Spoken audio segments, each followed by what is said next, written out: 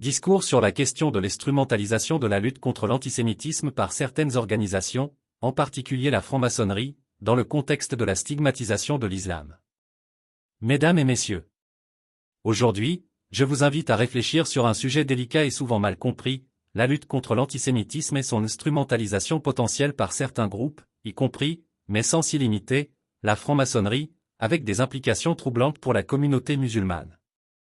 Je souhaite aborder ce thème avec nuance et respect, conscient des sensibilités qu'il peut susciter. L'antisémitisme est une réalité historique qui a causé d'innombrables souffrances tout au long de l'histoire, culminant dans les atrocités de la Shoah.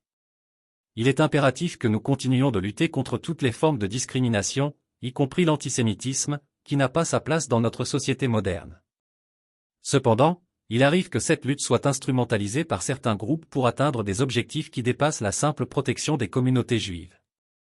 La franc-maçonnerie, en tant qu'organisation séculaire, a souvent été au centre des débats sur la liberté de penser et la lutte contre les préjugés. Des francs-maçons se sont engagés dans des luttes antidiscriminatoires à travers l'histoire, affirmant des valeurs d'égalité, de fraternité et de liberté.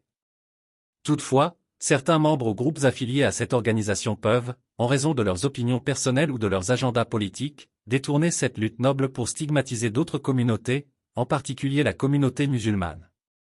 En effet, dans un contexte où les tensions entre différentes cultures et religions sont exacerbées par des événements tragiques, il est inquiétant de constater que certains discours, prétendant défendre les droits des Juifs, peuvent en réalité devenir des instruments de division.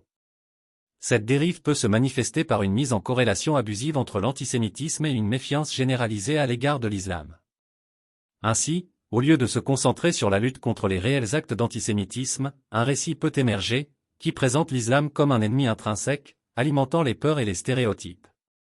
Il est important de rappeler que l'immense majorité des musulmans, qu'ils vivent en France ou ailleurs, ne soutiennent pas l'antisémitisme. Au contraire, beaucoup sont eux-mêmes victimes de discrimination et de préjugés, souvent sous l'étiquette de la lutte contre l'islamisme extrême. En assimilant toute critique du sionisme à de l'antisémitisme, on gomme la nuance et on crée une atmosphère où dialoguer devient difficile, voire impossible. Par ailleurs, considérer les musulmans comme les nouveaux boucs émissaires d'une lutte qui devrait réunir toutes les minorités en quête de protection et de reconnaissance ne fait qu'approfondir les fractures au sein de notre société. Les mouvements de haine et de division prospèrent dans l'obscurité de l'ignorance et des préjugés, et il est de notre responsabilité de lutter contre cela sur tous les fronts. Je vous exhorte donc à réfléchir à ces dynamiques complexes et à la manière dont elles se rejoignent dans notre quête collective d'une société plus juste, où chaque communauté peut se sentir en sécurité et respectée. Au lieu de laisser les peurs et les stéréotypes gouverner nos interactions, nous devons nous efforcer de bâtir des ponts entre nos différentes cultures et croyances. La lutte contre l'antisémitisme ne doit jamais devenir un prétexte pour discriminer d'autres groupes, mais doit au contraire renforcer notre engagement en faveur de l'égalité et des droits de tous. Mesdames et messieurs, notre force réside dans notre capacité à nous rassembler autour de valeurs communes, à savoir la dignité humaine et le respect mutuel. Seule une approche inclusive, fondée sur le dialogue interculturel et le respect des diversités, nous permettra d'avancer vers un avenir où l'antisémitisme, comme toutes les formes de haine, n'aura plus sa place.